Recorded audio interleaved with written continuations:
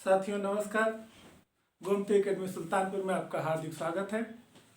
आज हम अपने चैनल के माध्यम से आपसे जुड़कर भारतीय संविधान के स्रोत के विषय में आपको बताएंगे। जैसा कि हमने भारतीय संविधान के विषय में कुछ वीडियो आपको पहुंचाए हैं, आशा है कि आपको बहुत पसंद आया होगा। आज हम महत्वपूर्ण टॉपिक भारतीय संविधान के स्रोत, जो कि जीएस, टीजीटी, पीजीटी, एलटी विषय में भी ये काफ़ी महत्वपूर्ण भूमिका निभाता है। एक दो प्रश्न जरूर आते हैं, एक नंबर आपका यहाँ से स्पष्ट क्लियर हो जाएगा। आप हमसे जुड़िए और हमारे चैनल को सब्सक्राइब करिए, बेल दबाकर ऑल नोटिफिकेशन पर ओके करिए, जिससे हमारा सभी वीडियो आपको मिलता रहे। लाइक भी करिए, शेयर भी करते रहिए। चलिए, बहुत समय आपका नहीं लेंगे, हम आज भारतीय संविधान के स्रोत के विषय में बताएंगे। तो सबसे पहले आप जान लीजिए भारतीय संविधान के स्रोत, इसका मतलब क्या है। तो स्रोत का मतलब होता है कि भारतीय संविधान में जो भी विशेषताएं हैं या जो भी मुख्य मुख्य बिंदु हैं वो कहाँ से लिए गए हैं, उनका स्रोत क्या है। तो उसके स्रोत के विषय में अगर हम डिटेल से चर्चा करेंगे तो ये सब स्रोत है, और इन पर हम अभी एक एक टॉपिक पर बेहद रूप से चर्चा की जाएगी। तब तक आप इसका एक स्क्रीनशॉट ले लीजिए, जिससे आपके पास रहे और हमको समझाने के बाद आपको बार बार जो है रिवीजन करने में आसानी रहे। आप स्क्रीनशॉट ले लीजिए। आप लोग स्क्रीनशॉट ले लिए होंगे। अब आप समझिए कि स्रोत, तो सोर्स ऑफ कॉन्स्टिट्यूशन में इसके आंतरिक वाह सभी स्रोत हैं। कुछ चीज़ें अंदर से ली गई हैं, कुछ विभिन्न देशों से ली गई हैं। तो इसको थोड़ा सा ध्यान देकर अगर आप समझेंगे तो लगभग आपका एक नंबर एग्जाम में क्लियर हो जाएगा। कभी कभी दो प्रश्न भी इससे पूछे जाते हैं। तो सबसे पहले हम चर्चा कर लेते हैं प्रश्न बनता कैसे। तो प्रश्न बनता है, जैसे दे दिया कि एकल नागरिकता कहाँ से ली गई है। तो विकल्प में आप में 4 विकल्प रहेगा, उसमें एक ब्रिटेन रहेगा, या इस तरह से बनता है। या तो बनता है कि कौन सा सुमेलित नहीं है। पता लगा कि एकल नागरिकता का आगे ब्रिटेन दे दिया, उपराष्ट्रपति का आगे ब्रिटेन दे दिया। इस तरह से क्वेश्चन बनाएंगे जिसमें एक चीज सुमेलित रहेगा। और एक तरह क्वेश्चन बनते हैं कि जोड़ा लगाइए, 4 देश दे देंगे, उधर से ली गए स्रोत के विषय में दे देंगे, कौन सी विशेषता ली गई है, तो उसमें आपको जोड़ा लगाना रहेगा। तो इस तरह क्वेश्चन बनेगा। लेकिन अगर आप इसको डिटेल से समझे रहेंगे, पढ़े रहेंगे, तो आपको बहुत समस्या नहीं होगी। कुछ लोग कहते हैं कि अरे स्रोत याद करने में बहुत दिक्कत होती है, या बहुत टफ पड़ता है, याद नहीं हो पाता है। तो इस तरह से लोग कहते हैं, लेकिन परेशान होने की जरूरत नहीं है। बस थोड़ा सा ध्यान लगाकर आप हमको सुनिए, उसके बाद आपको स्रोत संबंधित किसी प्रकार के प्रश्न में कोई समस्या नहीं होगी। तो ये मान चलिए कि जैसे भारतीय संविधान के स्रोत में सबसे पहले हम आते हैं, जैसे मूल संविधान में 395 अनुच्छेद थे। 395 अनुच्छेद थे। अब इनमें कुछ न कुछ भाग 1 में कुछ है, भाग 2 में कुछ है, भाग 3 में है। उसके अंदर भी कुछ चीज़ें हैं जो कि किसी न किसी माध्यम से ली गई हैं। तो इसमें आप मान चलिए कि 60 से 65% लगभग भारतीय शासन अधिनियम 1935 से लिया गया है। इसमें लगभग आप मान चलिए कि लगभग 250 के लगभग अनुच्छेद जो हैं वो आपके 250 लगभग विशेषताएं जो हैं भारतीय शासन अधिनियम 1935 से ली गई हैं। उसके बाद और चीज़ें ली गई हैं। तो कहने का मतलब है 395 अनुच्छेद में लगभग 65% भारतीय शासन अधिनियम 1935 ली गई। मतलब 250 लगभग विशेषताएं भारतीय शासन अधिनियम 1935 से ली गई हैं। तो लेकिन अब सब याद करना बहुत उचित नहीं लगता है कि स्मार्ट अध्ययन होना चाहिए। आपको परीक्षा में आपको 395 अनुच्छेद में क्या क्या चीज़ें हैं, कहाँ से ली गई हैं, इतना आपको कहाँ से ली गई, बस मुख्य चीज़ आप जुड़िए। मुख्य चीज़ इतना अगर आप कर लेते हैं तो आपका कोई भी एग्जाम होगा, इतने से आपकी समस्या समाधान हो जाएगा। ये हमारा दावा है। अब 395 अनुच्छेद में 65% विशेषताएँ 1935 अधिनियम से ली गई हैं, लगभग 250 विशेषताएँ। अब अगर क्वेश्चन बनता है कि भारतीय संविधान का सबसे बड़ा स्रोत क्या है, तो आपका प्रश्न आ जाता है कि भारतीय शासन अधिनियम 1935। इस तरह के प्रश्न पूछने जाने की संभावना है। पूछे भी जाते हैं कि भारतीय संविधान का सबसे बड़ा स्रोत क्या है। तो अगर भारतीय संविधान का सबसे बड़ा स्रोत पूछता है तो आप भारतीय शासन अधिनियम 1935 हल पर टिक करिएगा, वही आपका उत्तर होगा। अब हम एक एक विशेषता को ध्यान से पढ़ते जाते हैं। अब आप समझिए भारतीय शासन अधिनियम 1935। भारतीय शासन अधिनियम 1935 में सबसे मुख्य विशेषताओं के विषय में बताइए। इतना आप याद कर लीजिए, आप स्क्रीनशॉट लिए हैं उसको दोहरा लीजिए, हमारा वीडियो 2-3 बार सुनते रहिए, आपको कंठस्थ हो जाएगा। थोड़ा सा हम आपको मूल चीज़ जोड़ कर पढ़ाएंगे जिससे आपको बहुत समस्या नहीं होगी। तो सबसे पहले लोक सेवा आयोग, ISPCS जो UPSC UPPSC लोक सेवा आयोग। न्यायपालिका, दूसरी चीज न्यायपालिका। अब ध्यान देना है कि न्यायपालिका यहाँ भी है और न्यायपालिका आपके जो है कि संयुक्त राज्य अमेरिका में भी है। यहाँ न्यायपालिका है लेकिन यहाँ न्यायपालिका की स्वतंत्रता है, कंफ्यूजन नहीं। जब केवल न्यायपालिका पूछता है भारतीय शासन अधिनियम 1935, यदि जो है न्यायपालिका की स्वतंत्रता पूछता है तब USA संयुक्त राज्य अमेरिका लगाना है। संघीय तंत्र और राज्यपाल का कार्यकाल। अब आप समझिए कि भारतीय शासन अधिनियम 1935, अब जान लीजिए सबसे बड़ा स्रोत है तो लोक सेवा आयोग, आप समझ लीजिए, चाहे UPSC हो चाहे UPPSC हो। फिर न्यायपालिका, भाई हमारा न्यायालय व्यवस्था। संघीय तंत्र, भाई जब सबसे बड़ा जो हमारे संघीय जो है कि संघीय सरकार के विषय में जो बताया गया है, केंद्र सरकार को ज़्यादा शक्तिशाली बताया गया है तो 1935। और राज्यपाल का कार्यालय, ये हमारा भारतीय शासन अधिनियम 1935 हो गया। अब आते हैं उसके बाद दूसरे नंबर पे क्या आता है, जैसे ब्रिटेन। तो भारत में संविधान निर्माण से पहले जैसे ब्रिटेन का शासन रहा तो जाहिर सी बात है कि वहाँ से बहुत सी चीज़ें ली गई होंगी। तो उसके बाद दूसरा स्रोत है ब्रिटेन। तो ये नहीं पूछता है कि भारतीय शासन अधिनियम के बाद कौन सा दूसरा स्रोत है, सबसे मुख्य स्रोत, सबसे बड़ा स्रोत भारतीय शासन अधिनियम 1935। अब हम ब्रिटेन, तो ब्रिटेन का शासन रहा है तो स्वाभाविक है कि यहाँ जो शासन व्यवस्था उससे प्रभावित रही ही होगी। तो ब्रिटेन का शासन जाने के बाद ब्रिटेन से जो लिया गया है संसदीय शासन। भाई ब्रिटेन का जो शासन प्रणाली थी वहाँ उसके लक्षण दिखना स्वाभाविक था, संसदीय शासन और संसदीय विशेषाधिकार। संसदीय शासन भी और संसदीय विशेषाधिकार भी।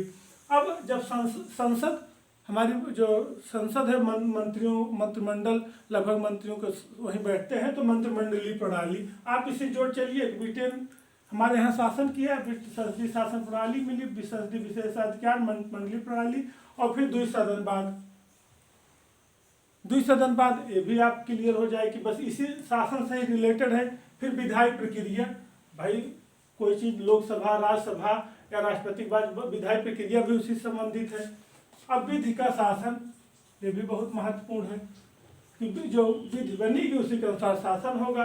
एकल नागरिकता, जो हमारे संविधान में एक ही नागरिकता का प्रावधान है। नागरिकता वाले चैप्टर में हम उसकी डिटेल चर्चा करेंगे नागरिकता के विषय में, लेकिन इसका स्रोत क्या है, ब्रिटेन। आप कहीं की भी नकल नागरिकता आपकी भारतीय नागरिकता रहेगी। परमाधिकार लेख, ये भी महत्वपूर्ण है। परमाधिकार लेख ये भी ब्रिटेन से लिया गया। तो हमारे यहाँ ब्रिटेन का शासन रहा तो शासन प्रणाली कैसी रही, संसदीय विशेषाधिकार। फिर संसद की बात आई तो मंत्रिमंडल जोड़ लीजिए, मंत्रिमंडल आए तो द्विसदनीय है, ये भी जोड़ लीजिए। द्विसदनीय है तो विधि की प्रक्रिया, कानून की प्रक्रिया, फिर कानून के शासन। तो ये सब चीज़ें जो है आपके ब्रिटेन से तो एक दूसरे से जुड़े हुए हैं। तो इस तरह आपको कन्फ्यूजन नहीं होगा कि संसदीय प्रणाली, संसदीय विशेषाधिकार, मंत्रिमंडलीय प्रणाली, द्विसदनवाद, विधायी प्रक्रिया, विधि का शासन और एकल नागरिकता, परमाधिकार लेख, ये आपका संसद से संबंधित है सब।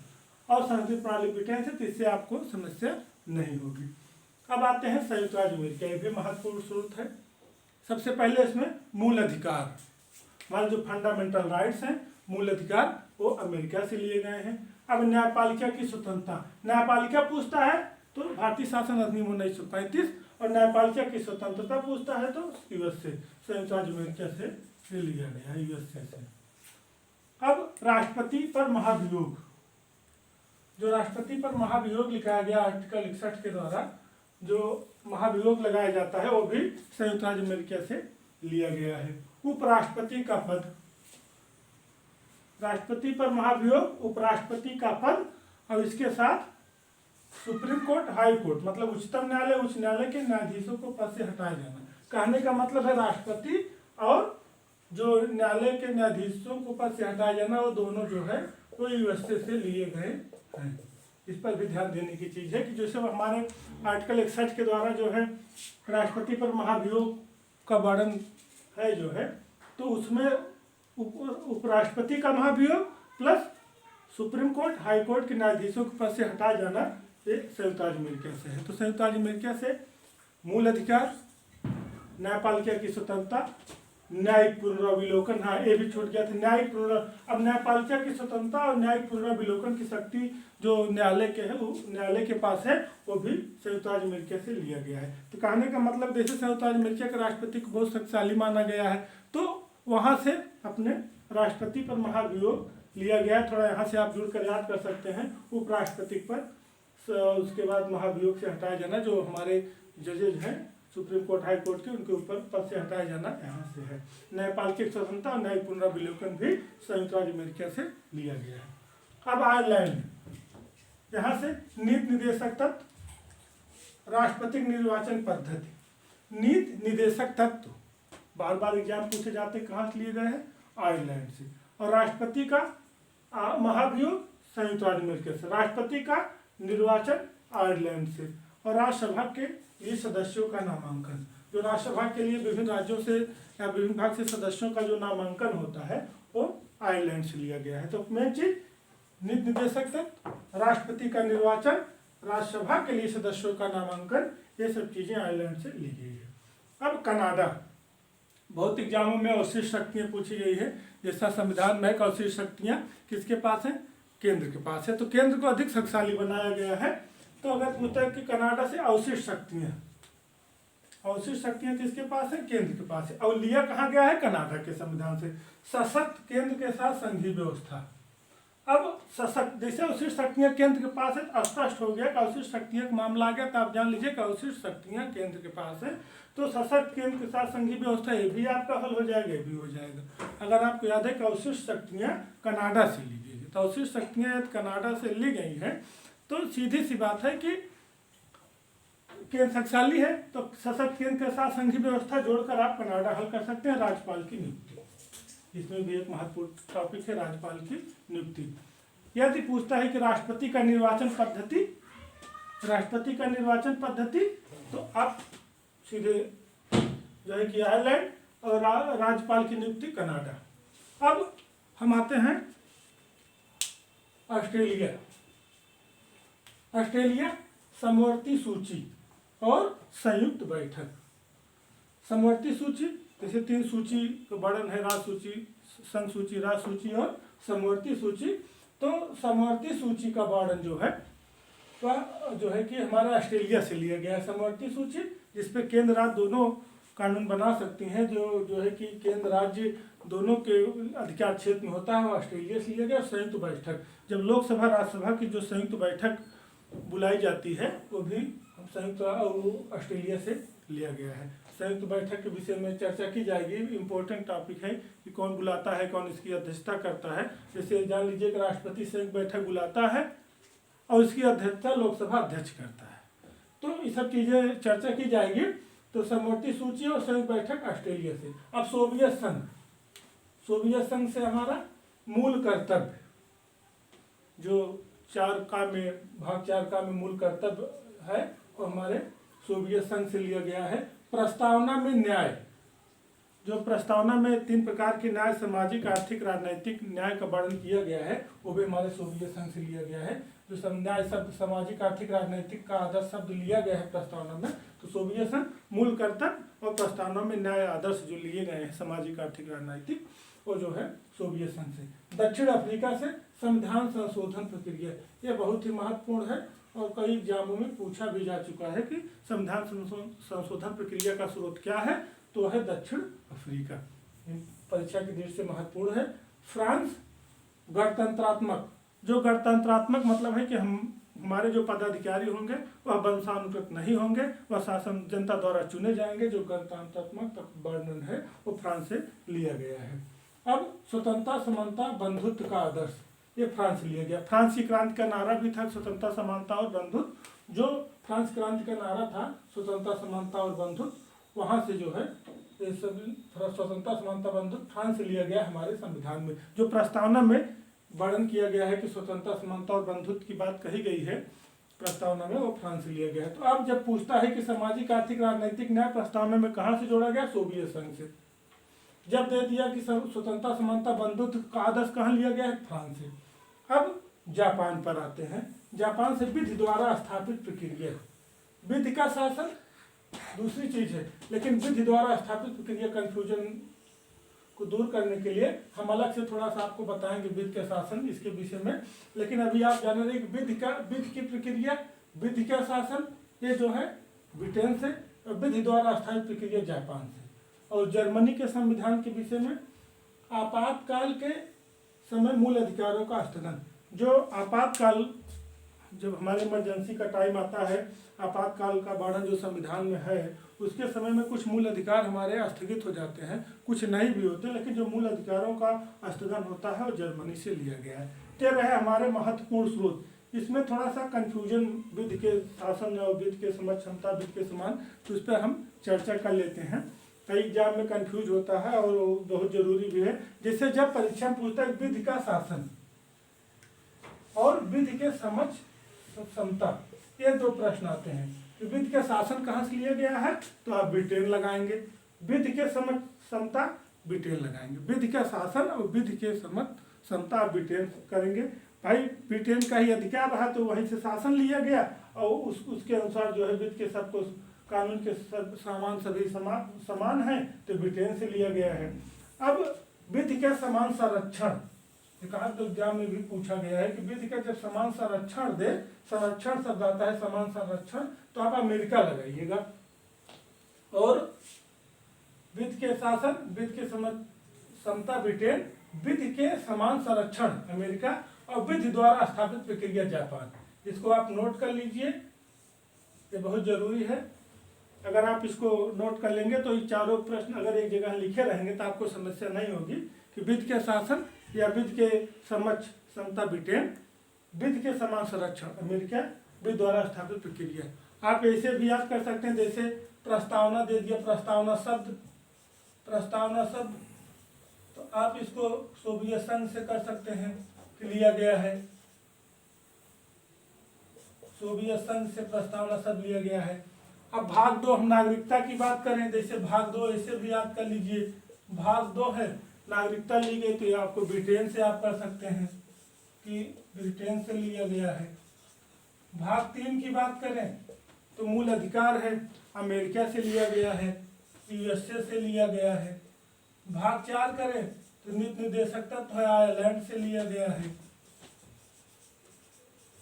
अब भाग 4 का करें, 4 का ये भी आपके यूएसएसआर से है, यही सोवियत संघ से।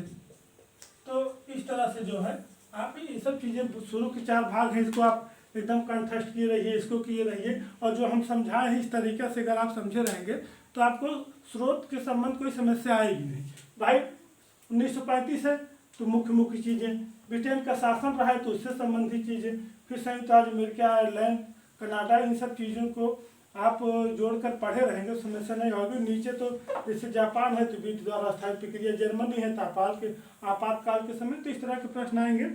तो ये रहा हमारा भारतीय संविधान के स्रोत संबंधित टॉपिक। आप जो है कि इसको ध्यान से समझिए, और हम जो है कि इसके विषय में आपको स्पष्ट कर दिए हैं। बहुत तो ज़्यादा लेंदी नहीं बनाए हैं, बहुत आसान है कि इसमें मुख्य जो विषय जो कहाँ से लिया गया है उसका वर्णन किए हैं। या आपका जीएस के दृष्टिकोण से जो विभिन्न एग्जाम है, जैसे पीसीएस है, लोअर पीसीएस है, एसआई है, लेखपाल की भर्ती यानी उसके लिए है, और स्पेशली जो विषय पोल्ट्री वाले हैं, टीजीटी, पीजीटी, एलटी, उनके लिए भी महत्वपूर्ण है। इसको हमारा पूरा वीडियो आप ध्यान से देखिए। हमें आशा है कि आपको हमारा वीडियो पसंद आया होगा, और हमारे चैनल को आप सब्सक्राइब करते रहिए, लोगों को शेयर भी करते रहिए। और इसी के साथ हम अपना आज का टॉपिक यहीं समाप्त करते हैं। जय हिंद।